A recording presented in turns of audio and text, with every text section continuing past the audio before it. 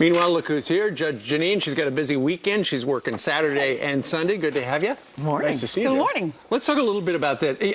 Mainstream media all about Donald Trump calling Hillary Clinton and Barack Obama the founders of ISIS.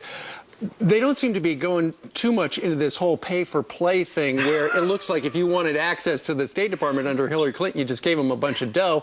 And now there's a story that her chief of staff in 2012 left the State Department for a day, came to New York City to interview somebody for the Clinton Foundation. There was supposed to be a line of division there. Apparently not. Apparently not. And remember, Abedin and Cheryl Mills, the person who went to interview someone for the Clinton Foundation, they are that triumvirate that were on the private server. And I have said from the beginning that the whole purpose of that server and no one having access to the information that the three of them had, Hillary, and Cheryl Mills, her attorney, her pit bull from the days of Bill Clinton's impeachment when he was in the White House, was to make sure that monies that were funneled through the foundation were protected from disclosure. So it makes perfect sense that Abedin and Cheryl Mills would be involved in this. Uma's paid by the foundation and the State Department. Cheryl Mills is the one who was interviewing for the foundation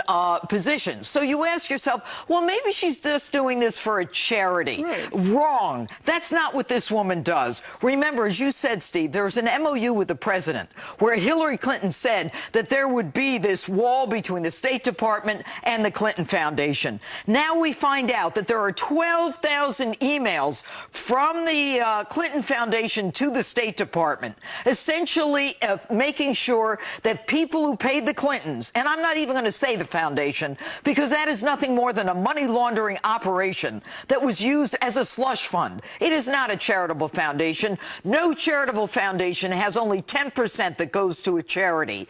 And that money is used as a slush fund eventually. And Cheryl Mills are the ones who are the dogs protecting the organization. So when does this rise to the level of being illegal? It is illegal. And here is the problem.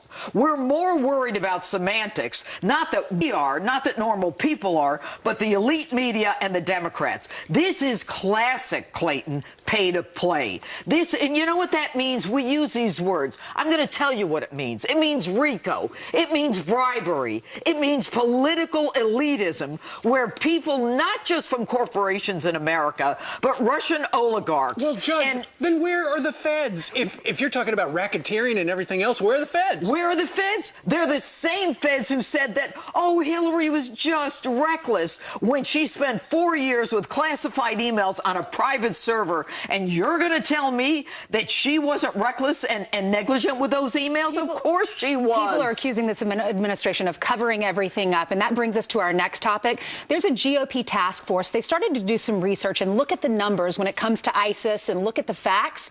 And once they started looking in, they realized that U.S. intelligence, they've been skewing the information or sending the information to the administration, who has been skewing the true facts when it comes to ISIS. What was your reaction to this? You know, my reaction is that I'm not surprised, but I am outraged. This whole administration, the alleged most transparent in the history of this country, has covered up everything. It's almost like this is a play, Ainsley, where they're saying everything is wonderful, the sun is shining. Well, no, it really isn't. But we shouldn't be surprised, because we had Mike Morrell testifying at hearings, former head of the CIA, saying we took Islamic from that word from in front of terrorists because we didn't want to inflame passions, as if they weren't interested in killing us in the first place.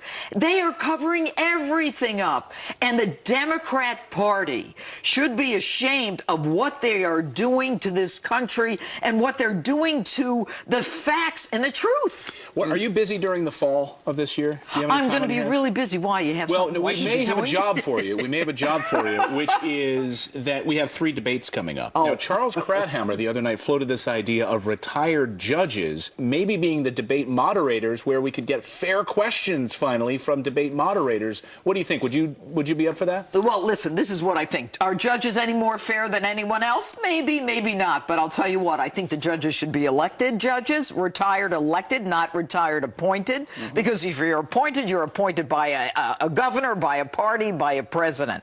But at the same time, it's just got to be someone who's fair. Judges are great, but, don't assume that they're greater than anyone else. House. Who would you say is fair out there in the mainstream media who could be a good moderator? I'd have to really think long and hard about that. It's that tough. Yeah, it really is that tough. I mean, you know, the news today, I mean, other than Fox, of course. We but remember the news Candy Crowley back in 2012. Candy Crowley skewed